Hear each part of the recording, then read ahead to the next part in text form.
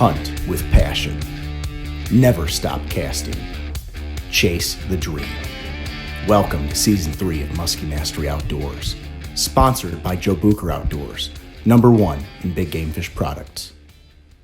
All right, guys, welcome back to the Musky Mastery Season 3 vlog series. This is vlog number 9, and once again, I'm super fired up. And I hope you guys are staying healthy out there, social distancing, and during that social distancing, hopefully you guys are finding some time to do a little musky research, do a little musky studying, get ready for the 2020 open water season. I'm really hoping that all of this coronavirus pandemic is over with by the time musky season opens, at least in my neck of the woods in northern Wisconsin by Memorial Day weekend. Keeping my fingers crossed, that's what's going on. But again, today, I have, for Vlog 9, one of my all-time favorite, and I will say this, a lure that in the last 3 years has become one of my most deadly lures that I really, truly depend on to catch muskies. Not only just for myself, but for guiding and clients. This is a lure that is truly a difference maker for me, the 7-inch ShallowRaider. So, without getting into the details just yet, check out this awesome muskie clip. This is one of 4 muskies caught in an afternoon in northern Wisconsin. And this is an afternoon where without the 7-inch ShallowRaider, I was fishless up until I made the change. Check this out and then we're going to talk about it.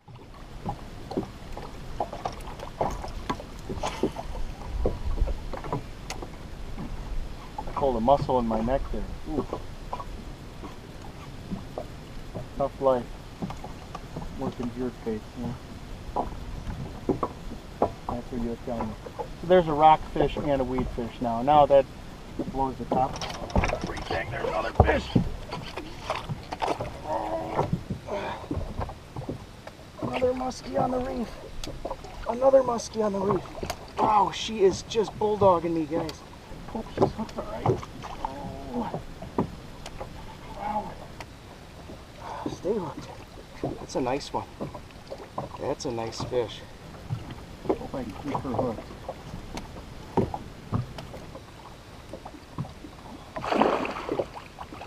Alright. Wow. Guys, this ShallowRaider thing is just incredible. Alright. It's a nice one, guys. See if we can't get the net on her.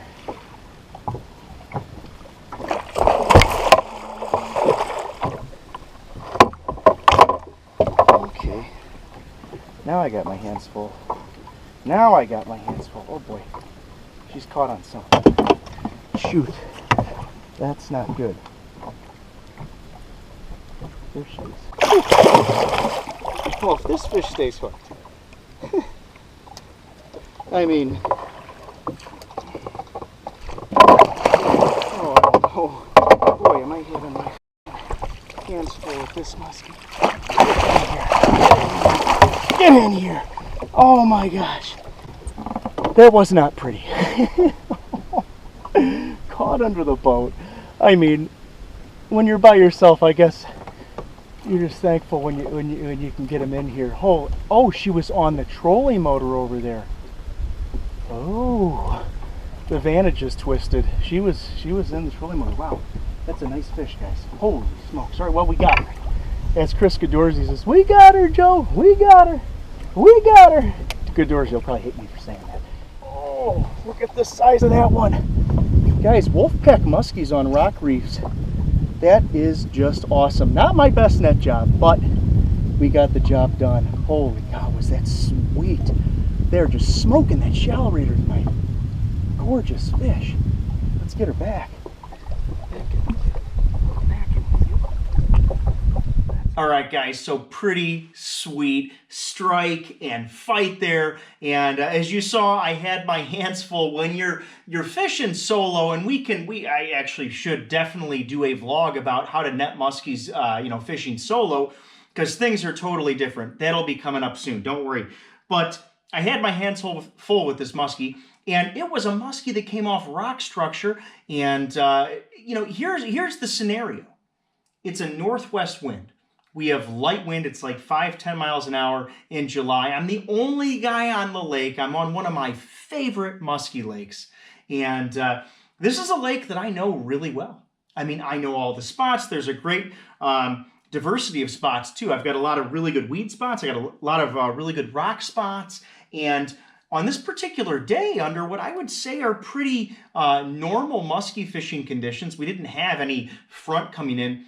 I could not get a musky to budge on my classic go-to 500 series booker tail. I couldn't get a musky to budge on the topwater. And I'm fishing through spots. Again, the key here is that I'm confident that those muskies are in those spots. And I'm not seeing any movement whatsoever. So I switched from the 500 to a 7-inch ShallowRaider, and boom, caught my first muskie. And I said, okay, that was cool. We're on the board. So I go a little further, and actually one of the cool things I forgot to mention is that, you know, is you're deciphering where to go. Because as I just mentioned on this particular lake, there's an abundance of both great rock structure and great weed structure. And I had fished both, but when I made that change to the crankbait, I said, all right, you know what? The weed bite is off. I'm going to switch to that crankbait. I'm going to change things up. But I just happened to try my next spot as I'm like, you know, going weeds, rocks, weed, rocks. I happened to try a rock spot. I was clicking and ticking a little bit, and bam, I'm going to talk about that clicking and ticking. Bam, I scored in muskie number 1. So I said, okay, let's replicate this pattern. Rocks, 7-inch ShallowRaider. Let's go see if we can, you know, score again on a very similar spot and see if we can't, you know, make this happen. And we did. And that's the muskie that you just saw. It was or maybe it was the third one. It was either the second or the third muskie out of those 4 in a row. And I said, okay, I put the pattern together. But the thing is this, the significance of why I chose to show this muskie segment is that this was a day when I wasn't pulling any muskies on the follows, no strikes, no nips, no pike. And I made a change to a minnow bait jerkbait, a hybrid lure, and it was able to get the job done for me in a major way. A 4 muskie afternoon, and by, you know, and all that said, this was only just an afternoon. I wasn't even out all day. So a major touchdown for me. And again, I owe it all to that 7-inch ShallowRaider for triggering these strikes. So I want to talk about, you know, what, and before I go into the why and when here, you know, again, what I'm describing here has been a very consistent theme for me with the 7-inch ShallowRaider. It's like when I'm really on them and they're not moving on all my other traditional lures. And my gold standard is, look, if I know I'm on the fish but they're not moving on the 500 booker tail, you know, something just ain't right. I know they're there, but they're not moving on that lure. So I switched to a lure that I can trigger strikes with, and boom. And what I wanted to say here is that this theme of it almost like once you're on the 7-inch ShallowRaider bite, it is a ShallowRaider beatdown. It gets ugly really quick. Generally speaking, when this happens, I'm catching multiple muskies on this lure. So it's just a killer. It's awesome. So let's get into the why and when. So the 7-inch ShallowRaider is, again, what we would call a hybrid style of lure.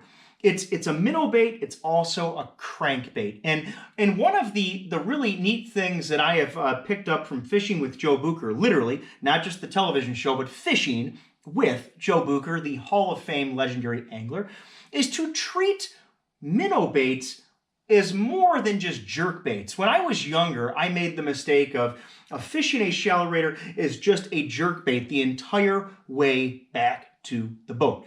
And you give, you know, the lure you know, umpteen amounts of action all the way in, and that's fine. Are you going to trigger fish like that? Absolutely, you will. But again, this is a hybrid style lure, and the reason I'm putting this in the why is because, again, you can utilize both parts of the retrieve, which again, I'll get into in the technique. There's so much stuff going on. When I get talking about crankbaits, I get bad.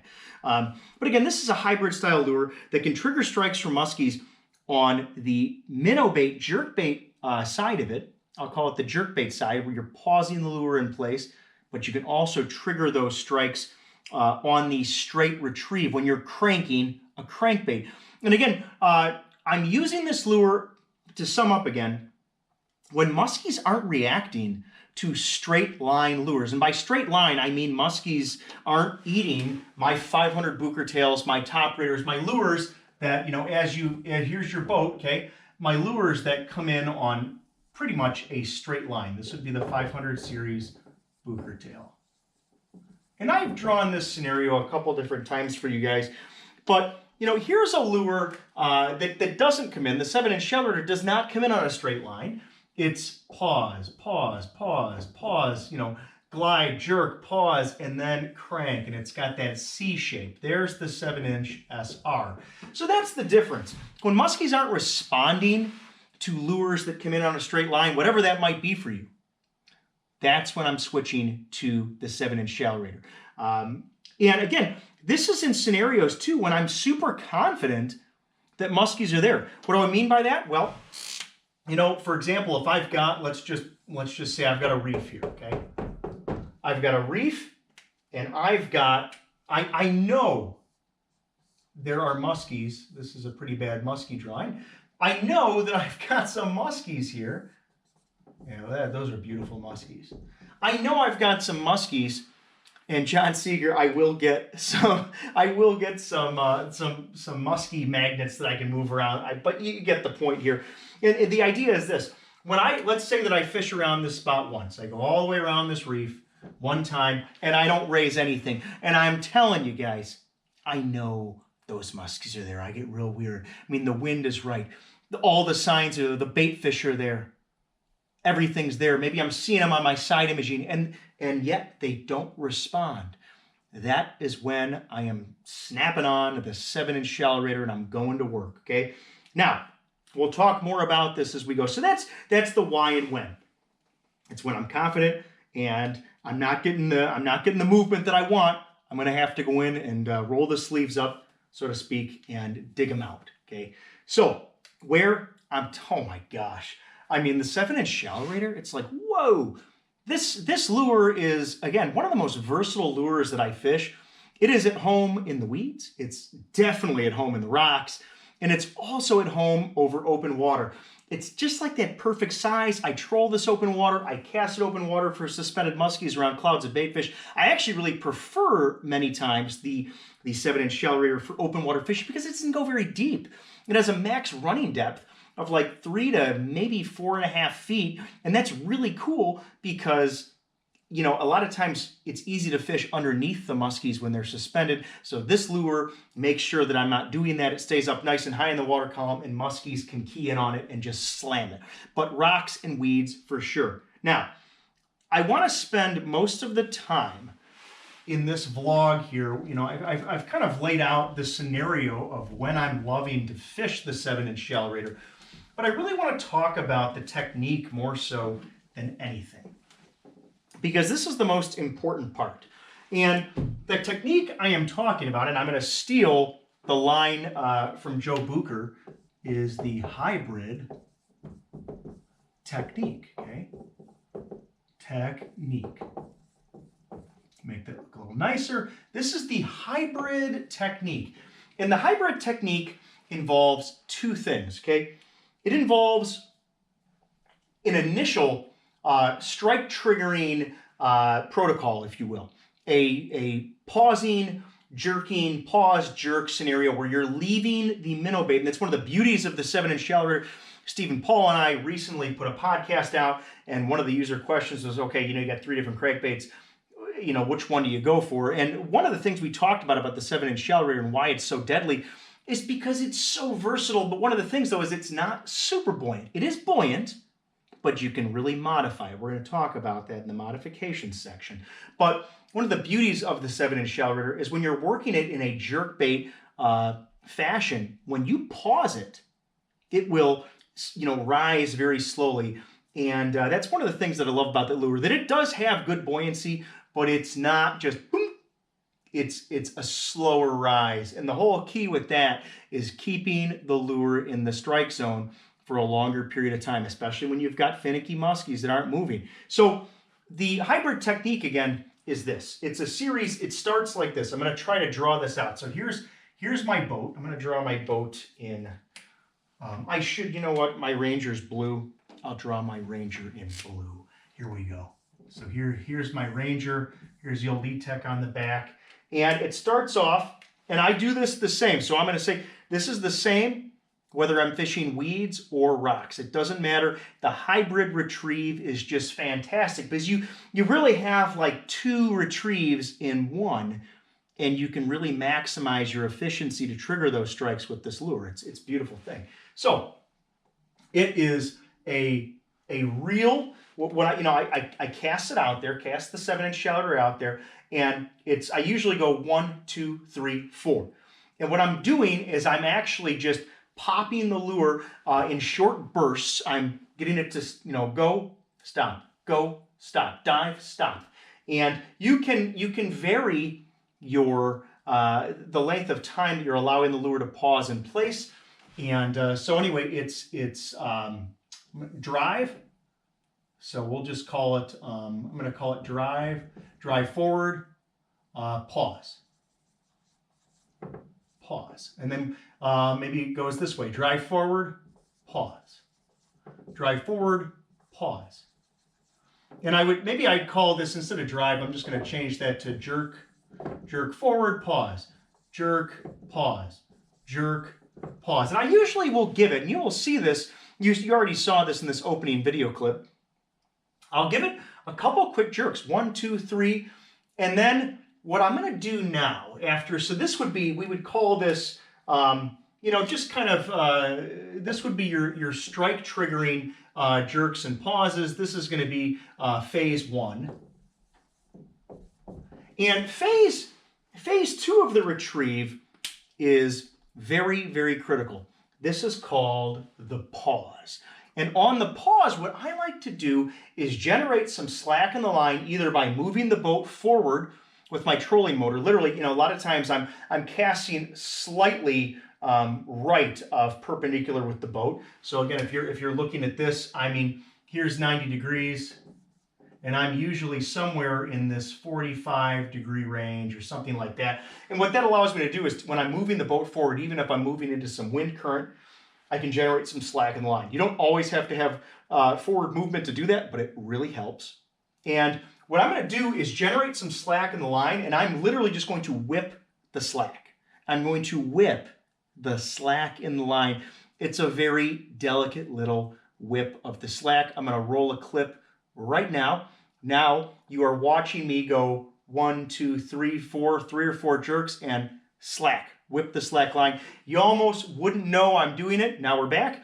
You wouldn't know that I was doing that unless I kind of pointed it out, perhaps. It's a very subtle little movement. And so at this point, I'll change colors here. This is what we call the pause. And this is a slack line. This is where the lure that may have been facing. So here's the 7-inch ShallowRaider.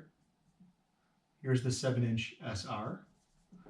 And it's facing toward the boat, and when I pop that slack in the line, it literally will turn 90 degrees in the water. So it will actually turn itself. It'll turn itself 90 degrees. So now it'll be facing actually this way. So it was actually moving this way, slack line, pause, and we've jerked that slack in the line, and now literally, it has turned 90 degrees in the water, and that's where, this is the key word here, that's where I'm going to pause it. And this all happens, as you just saw, this all happens literally within 10 seconds.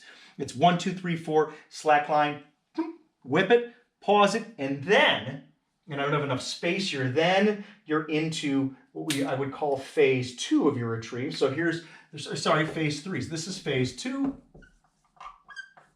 Phase 2 is the slack line pause. Can't spell tonight. Slack line pause. And then phase 3 is going to be just crank it into the boat. So this is where we're actually, and I'll try to just keep differentiating here. Slack line pause, and then we are going to crank the lure into the boat and right into the figure 8. Okay, and this is I'll just call this phase 3. Crank it, not crank it. Crank it. Okay, crank it into the boat. And you know, this can, so actually what's neat, and this is not done to you know, proportion here as far as length of time, or sorry, I shouldn't say proportion. This isn't done accurately to length of time. This entire part of the retrieve that I'm talking about right here, phase 1 and 2, this takes all of, let's say, maybe 10 to 15 seconds, okay? The rest of the retrieve takes much longer. So this is actually a very small phase 1 where you're jerking, pausing, and then you're gonna whip that slack line and leave it and let it sit there. That is a very short part of the retrieve. The actual bulk of the retrieve is actually just cranking it. And that's the beauty of this, is that a lot of times the muskie will hit on the pause, on the slackline pause. Usually I'm doing this, and please pay attention to what I'm about to say here. Usually I am jerking, and then I'm going to slackline pause the 7-inch ShallowRaider in the thickest cover or the most dangerous cover. A lot of times, not always, but that's a general rule. I'm usually going to do that technique in the more dangerous area. And I need to mention this, by the way, when you are generating those pops, jerks, and pauses with the lure, you have to pay attention to your rod angle. I've spoken about this numerous times in seminars, and I think in some articles, I got some articles in Musky Hunter that are out there, some older articles. Pay attention to your rod angle. This is something that's, I'll leave this up for a second, but it's very important to think about this. And it reminded me to say this because I said, look, a lot of times this portion of the retrieve here, phase 1 and 2 of this like jerking and slackline pausing, I'm doing this in the most dangerous area because I can minimize my vertical dive of the lure. So AKA I'm keeping the lure closest to the surface. And the thing that I want to point out about keeping the lure closest to the surface is this. If you want your lure to dive more on the jerks and pauses, work your rod in a more vertical manner. If you want your lure to be more horizontal in nature as you jerk and pop it and pause it, work your rod in a more parallel nature, in a more parallel fashion, I should say, with the surface of the lake. So deeper is more vertical jerks. Shallower running is more parallel to the surface, more, just sideways. Lateral movement like this, that's going to make your ShallowRaider run a little less. And that's important when you don't want to get it snagged up all the time. And then you're cranking it. Again, the name is, it's called a crankbait. Minnow bait, but it's really also a crankbait. And the beauty of cranking it is that you can now, if a muskie doesn't hit it on the pause, what are you going to do? Well, now you're bringing that fish just as you would any other lure. It's just like it's following a bucktail, it's following a topwater, or whatever it might be. And now you're going to get a chance to get that fish into the figure eight, and that's deadly. Because the idea is you can kind of tease them out of their holding. You're pausing it in the strike zone here where they're literally sitting but not moving. You can generate some interest, and then once you get them interested, pull away from them. It's just like a puppy. You pull the toy away, they want to go right after it. And once you get their interest and they're following it, now you get them into the figure eight, and that is a very, very dangerous time for those muskies to be in. Because when you get them in the figure eight and you got that lure wobbling around, you figure eight the 7-inch ShallowRaider, just like you would a 500 series bucktail or anything like that. You just figure eight it. You change your vertical depth, you change your width, your horizontal width of the figure eight, you change your speed. We've talked all about that in previous vlogs.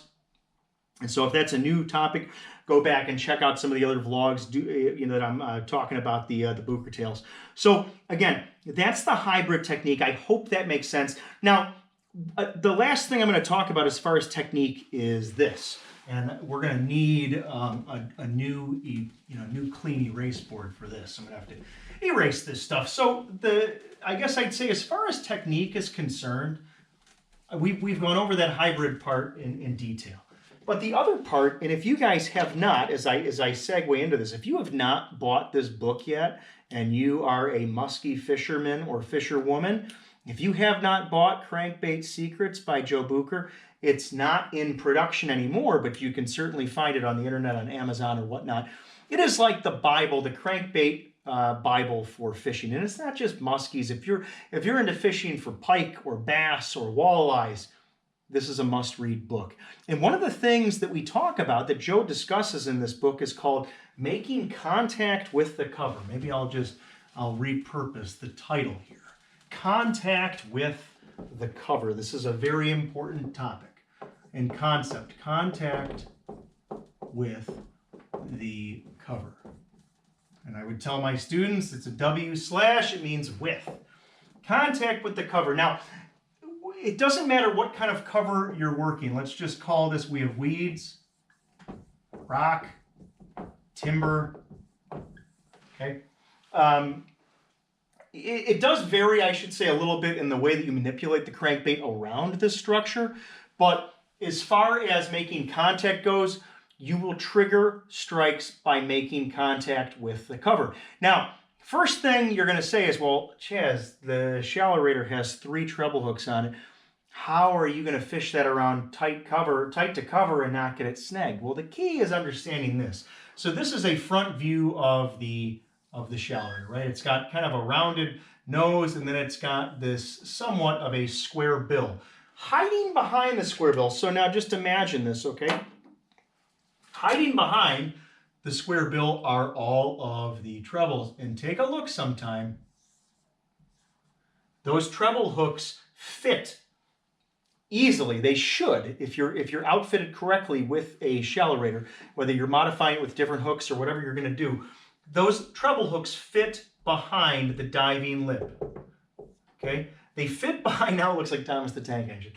They fit behind the diving lip, and the importance of that is when you run into cover, the first thing that's hitting the cover is the diving lip of the ShallowRaider, and that's going to protect your treble hooks if it's done properly. So let's go into what do we mean by making contact with the cover. Well, contact with the cover is when your ShallowRaider actually hits the structure you're fishing. It actually touches the structure that the muskies are holding on. And I will take, let's just take some weeds. Okay, we're gonna talk about weeds. So here's some cabbage. And I'm just going to do a very, very basic, we're going to do blueback shad here. So here is our minnow bait. Here's our 7-inch ShallowRaider. It's this little line, okay? And what we're going to do, we're going to do jerk, pause, jerk, pause, jerk, pause. And then we're going to slack line twitch it. Notice that I'm drawing it 90 degrees. This is the jerk, pause. This is your slack line twitch. Slackline twitch, and you're pausing it here, and then you're going to start your crank, okay? And it's going to attain some depth here, and all of a sudden, right here, boom, now you have made contact. And here's the trick. And this applies to rocks too, and it applies to timber, but I'm going to take weeds because weeds are probably, well, not probably, weeds are, generally speaking, generally speaking, generally always, or not always, generally speaking, weeds will give you the most challenge when it comes to running clean after making contact. But what happens is this. Once your ShallowRaider makes contact with the weed structure, and literally by that I mean running into the weeds with the diving bill of the crankbait. It's literally going to hit it, and what you want to do, and this is the biggest, and this takes time, okay? This is one of the most challenging things for you to work on, you folks that are watching this and interested in increasing your skills with a crankbait.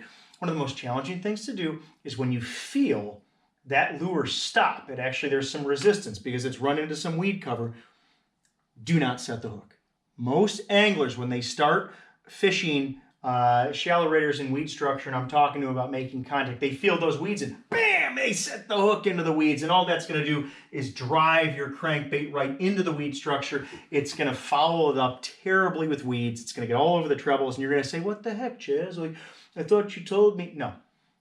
Here's the deal. When you make your first contact with the weed cover here, and again, this is any of the structure, but the weed cover is the most challenging, you are going to immediately provide some slack to the line. Provide slack. Do not pull anymore.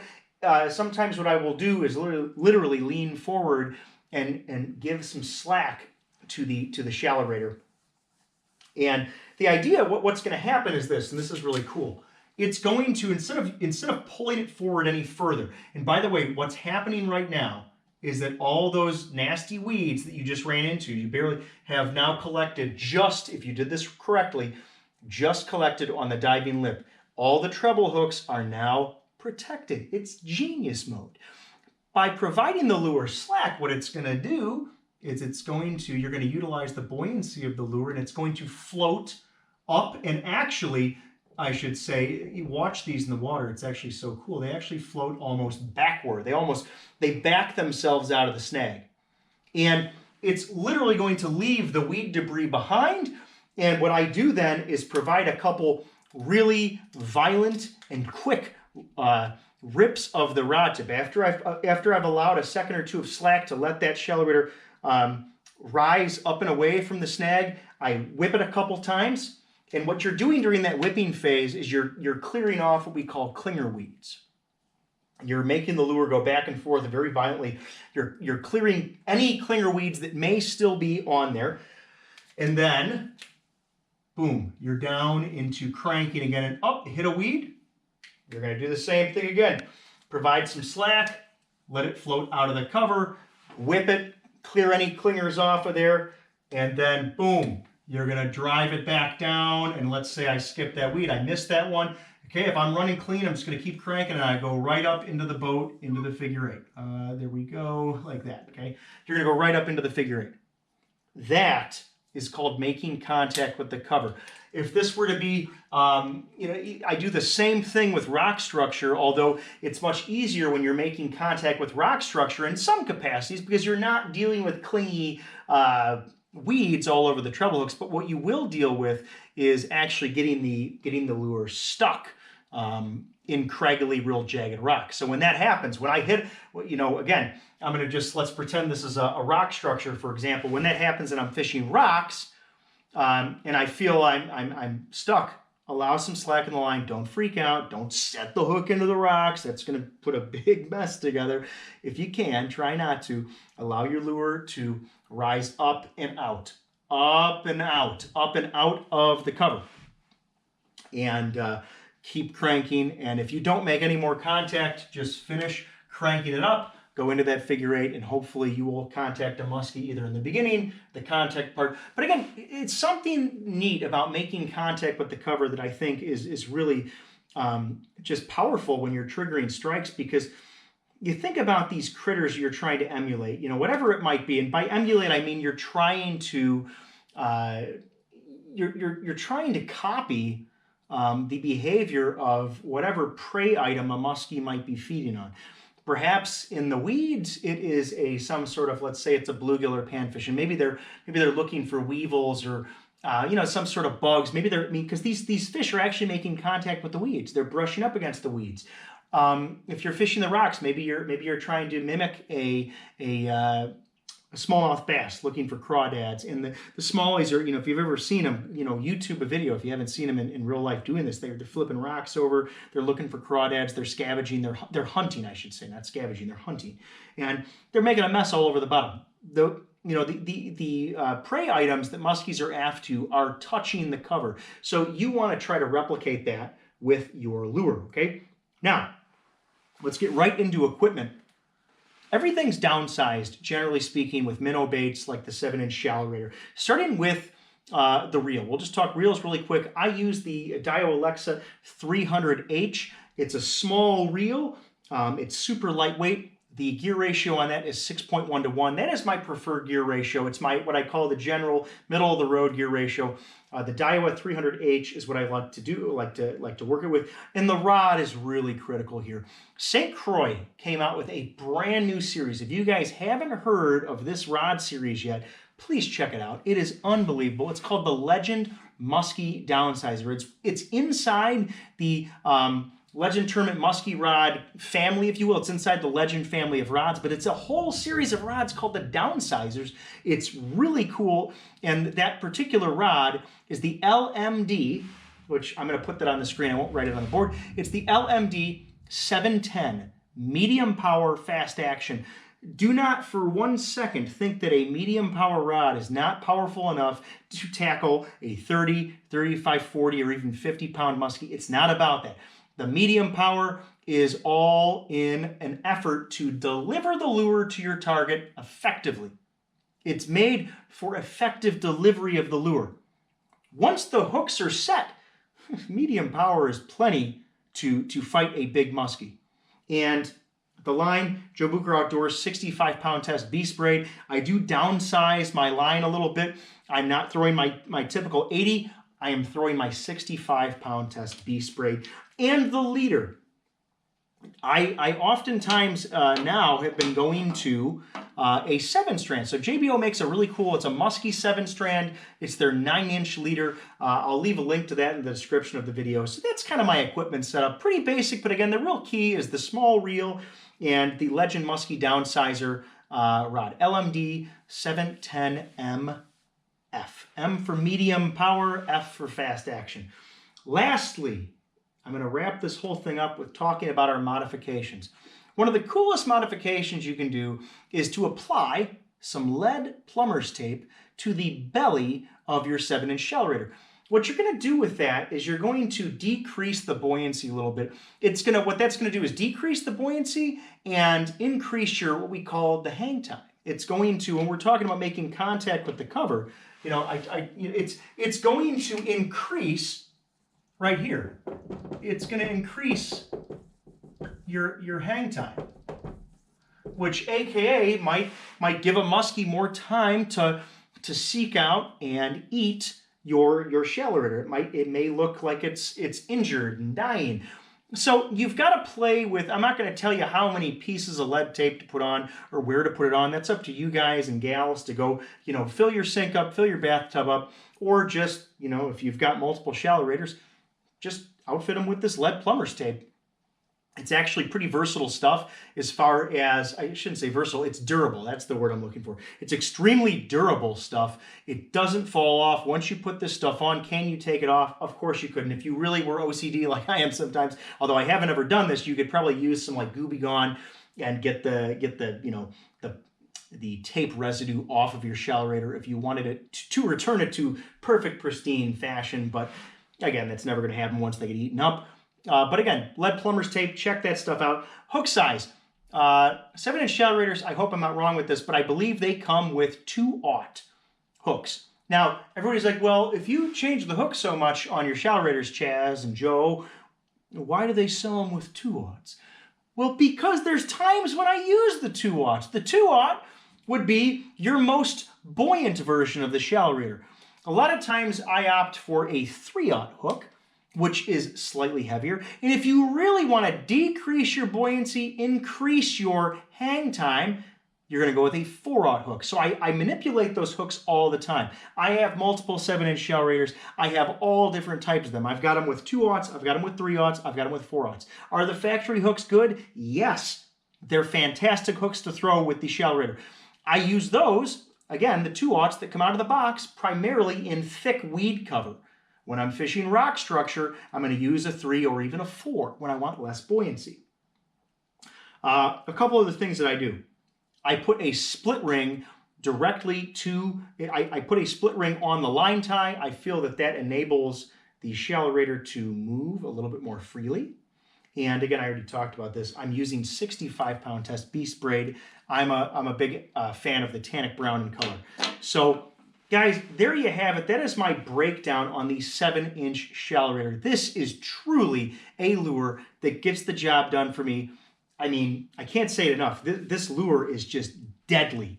And especially as I just sum up here, when you've got muskies that are holding on spots and you know they're there, but they won't go after your bucktails and your top raiders and things like that, just mix it up a touch and throw the 7-inch ShallowRaider at them. The hybrid retrieve technique allows you to pause it in place to trigger strikes, and then if you get their attention, you can bring them right on in and get them into the figure 8. That's why we call them crankbaits. You can actually crank them, believe it or not. So, awesome lure. Guys, I really hope you've enjoyed this vlog. I hope you've been enjoying the entire series of vlogs here on the Season 3 show. And I guess, as always, thanks for watching.